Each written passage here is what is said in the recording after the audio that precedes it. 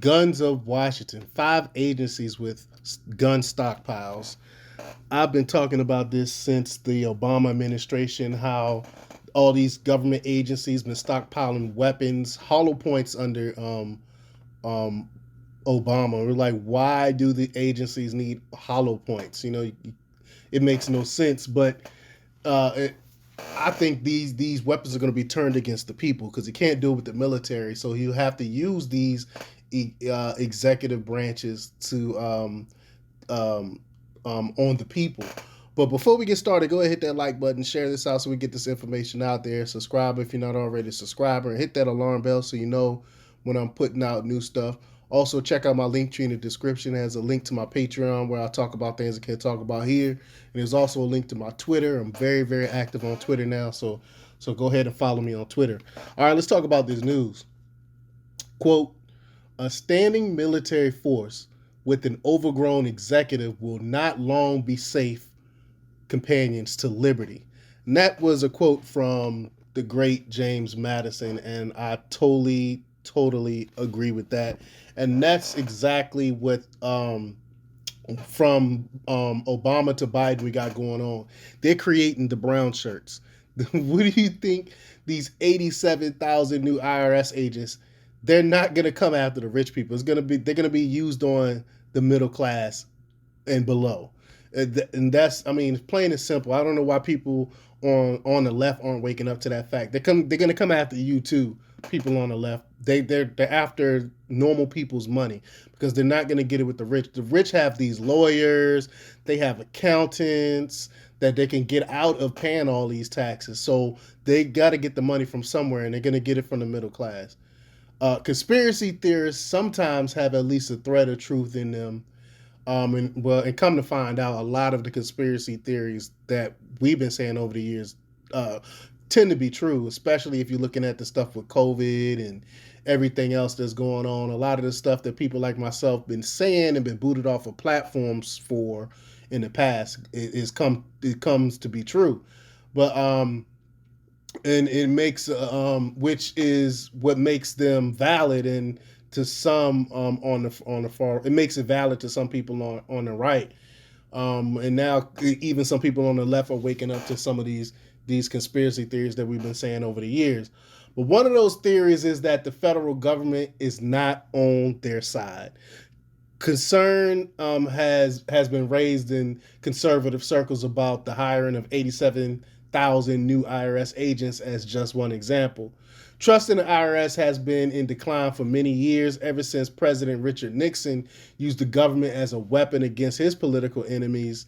And Louis Lerner, during the Obama administration, that's what I alluded to earlier, denied tax exempt status to many conservative political and religious organizations. I still don't know how they got away with that. I mean, they should have been sued into oblivion, but it never happened.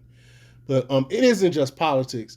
Americans for Tax Reform, a politically conservative U.S. advocacy group based in Washington, D.C., has listed 10 examples of outrageous behaviors by the IRS.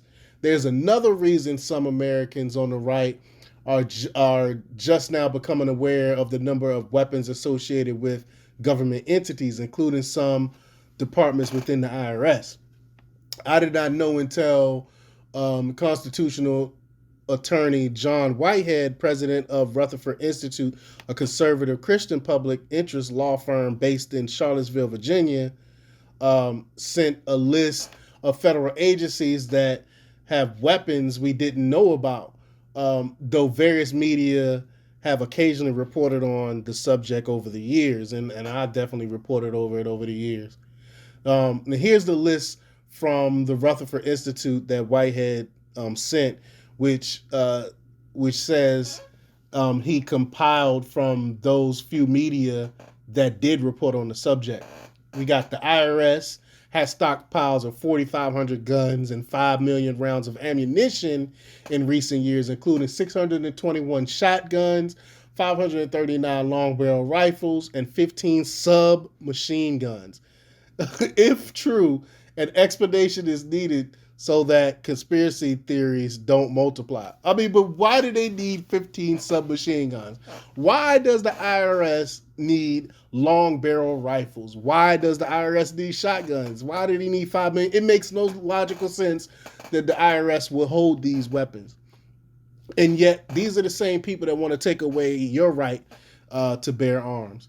And the Veterans Administration purchased 11 million rounds of ammunition, equivalent to 2,800 rounds for each of its officers. Why do each officer need 2,800 rounds? Along with camouflage uniforms, riot helmets and shields, specialized image enhanced devices, and tactical lighting.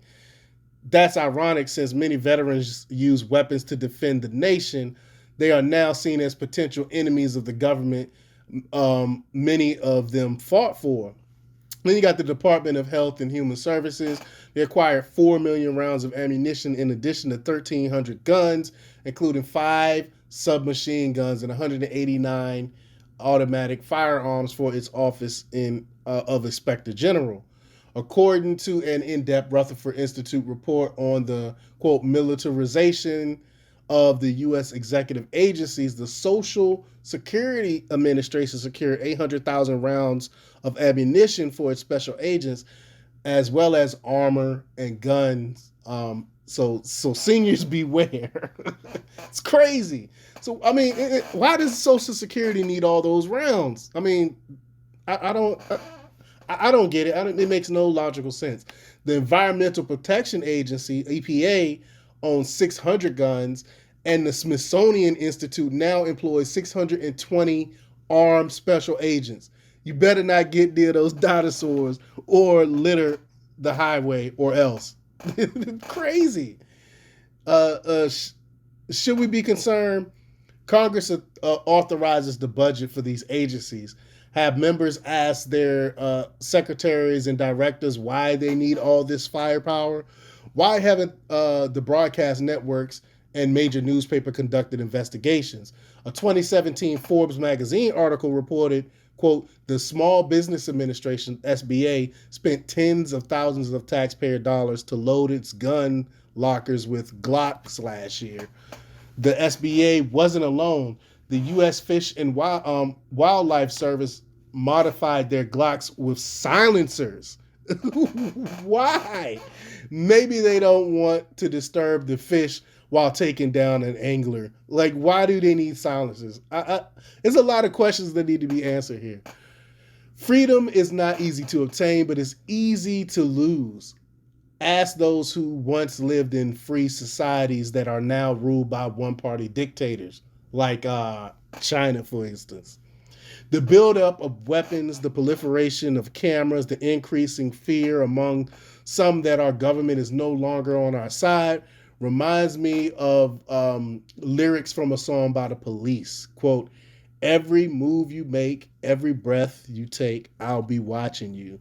And that's your government. But let me know what you think. Leave comments down below. Like, share, and subscribe. And check out demarcopublics.com for the latest in news. Until next time, peace.